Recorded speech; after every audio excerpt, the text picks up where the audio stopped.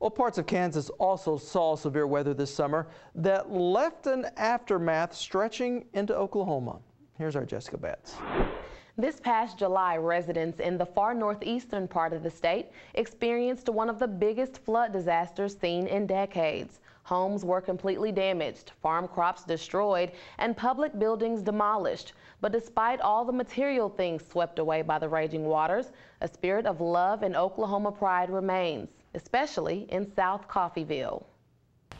Scotty Harriman is a full-time farmer in Newata County, a mile south of Coffeyville, Kansas. And just 4 months ago, everything you see here was underwater and covered in oil. It was devastating for myself, farming primarily river bottom land.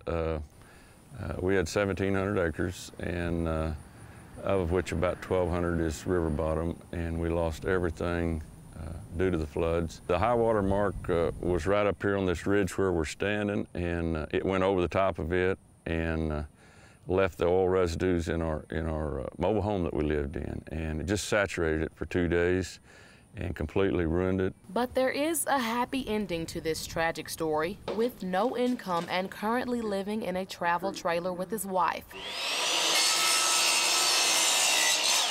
he's only 2 weeks away from moving into this brand new home, thanks to friends and neighbors in the community. Master bathroom with shower, walk-in closet. We're thrilled about all this. It's more than we deserve, I'm telling you. He says, looks like you're gonna need a house. I said, yeah, but how are we gonna do that with no income? And he says, we're gonna make it happen. About 4 months later, and he kept his word. We're gonna have a house. A friend of mine hauled the shale in to raise it 42 inches to get it above the flood line, and the concrete man donated labor.